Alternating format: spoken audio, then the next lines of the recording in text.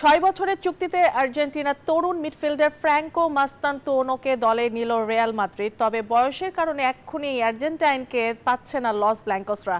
অন্যদিকে মাস্তানতুওনোকে কিনতে গিয়ে লিভারপুলের কাছে জার্মানির ফ্লোরিয়ান ভির্টসকে হারিয়েছে মাদ্রিদ। এই মিডফিল্ডারকে 2000 কোটি টাকায় দলে ভিড়িয়েছে মাদ্রিদ।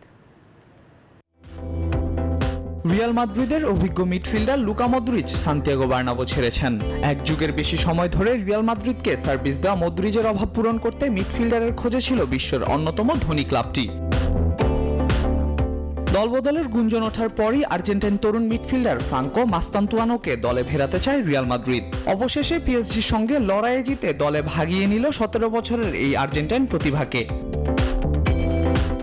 রিভার প্লেটের সঙ্গে রিয়ালের চুক্তি হয়েছে 6 কোটি 32 লাখ ইউরোতে। কর ও আরো কিছু খরচ বাদে রিলিজ ক্লজ হিসেবেই 4 কোটি 50 লাখ ইউরো সরাসরি যাচ্ছে রিভার প্লেটের ব্যাংক অ্যাকাউন্টে।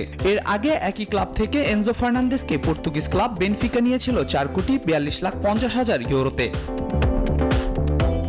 17 বছরের মাস্তানতুয়ানো রিয়ালের সাথে চুক্তি করেছে 2031 সাল পর্যন্ত।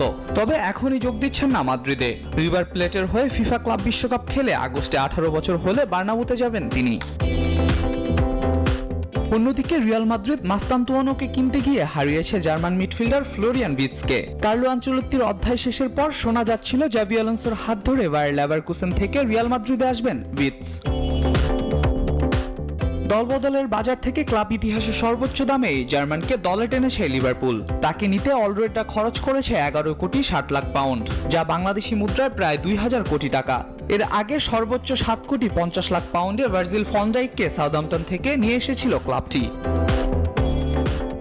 আল মাহমুদ ফাহিম, নিউজ 24। বান্ডেল থাকলে প্রতি সেনমানিতে টাকা বাঁচবে।